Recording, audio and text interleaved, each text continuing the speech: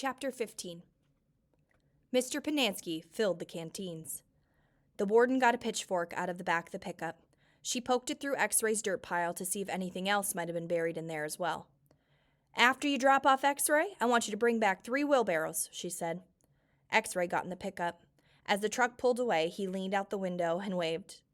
"Zero," said the warden, "I want you to take over X-Ray's hole." She seemed to know that Zero was the fastest digger. "Armpit and Squid, you will keep digging where you have been," she said. "But you're each going to have a helper. Zigzag, you help Armpit. Magnet will help Squid. And Caveman, you'll work with Zero. We're going to dig the dirt twice. Zero will dig it out of the hole, and Caveman will carefully shovel it into a wheelbarrow. Zigzag will do the same for Armpit, and the same with Magnet and Squid. We don't want to miss anything. If either of you find something, you'll both get the rest of the day off, and a double shower. When the wheelbarrows are full, you are to dump them away from this area. We don't want any dirt piles to get in the way." The warden remained at the site for the remainder of the day, along with Mr. Pinansky and Mr. Sir, who showed up after a while. Occasionally, Mr. Sir would leave to take water to the other groups of campers, but otherwise he and the water truck stayed parked there. The warden saw to it that nobody in Group D was ever thirsty. Stanley did as he was told. He carefully looked through all the dirt dug up by Zero as he shoveled it into a wheelbarrow, though he knew he wouldn't find anything. It was easier than digging his own hole.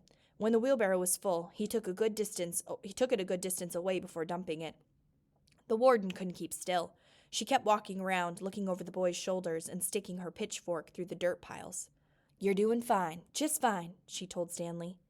After a while, she told the boys to switch places so that Stanley, Zigzag, and Magnet dug in the holes, and Zero, Armpit, and Squid shoveled the excavated dirt into the wheelbarrows. After lunch, Zero took over the digging again, and Stanley returned to the wheelbarrow. "There's no hurry," the warden said several times. "The main thing is not to miss anything." The boys dug until each hole was well over 6 feet deep and wide. Still, it was easier for 2 boys to dig a 6-foot hole than it was for 1 boy to dig a 5-foot hole. "All right, that's enough for today," the warden said. "I've waited this long. I can wait another day." Mr. Sir drove her back to her cabin. "I wonder how she knew all our names," Stanley said as he walked back to the compound.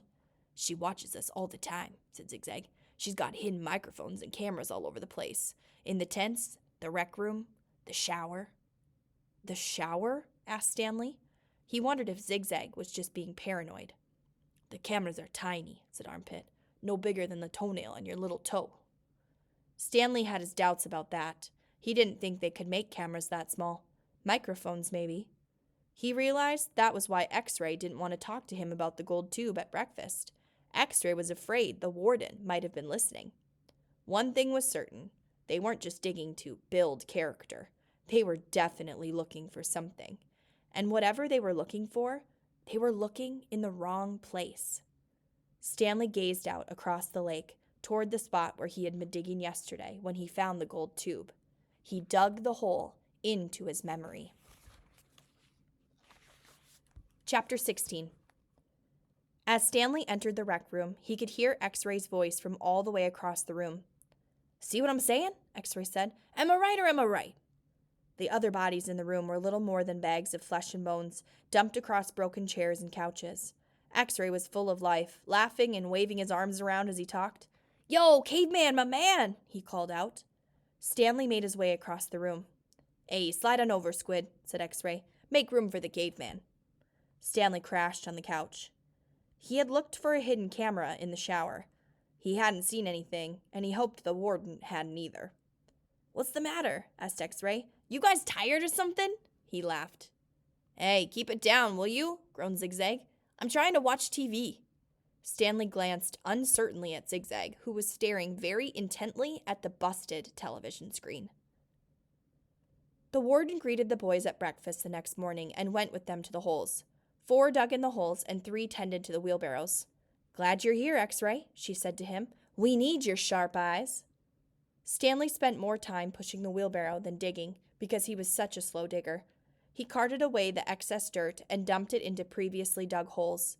He was careful not to dump any of it in the hole where the gold tube was actually found.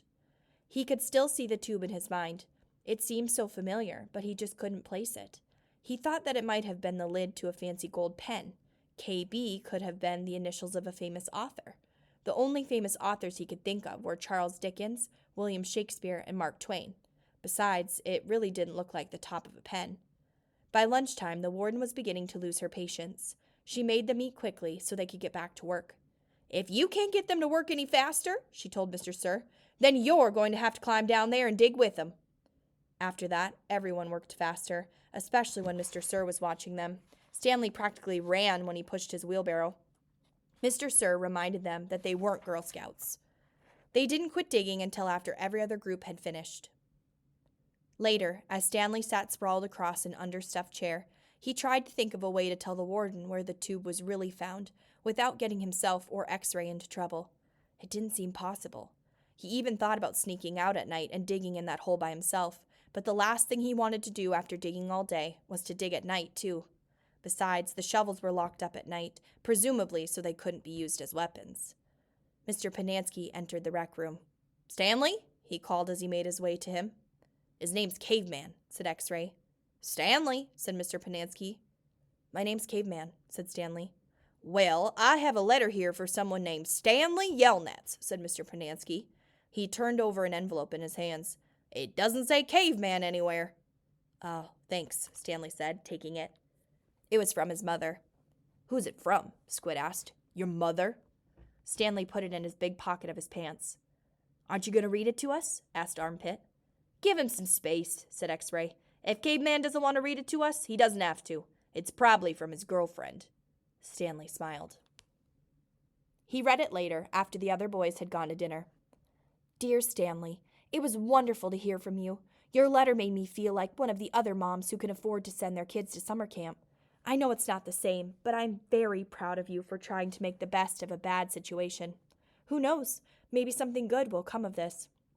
Your father thinks he is real close to a breakthrough on his sneaker project. I hope so. The landlord is threatening to evict us because of the odor. I feel sorry for the little old lady who lived in a shoe. It must have smelled awful. Love from both of us." "What's so funny?" Zero asked. It startled him.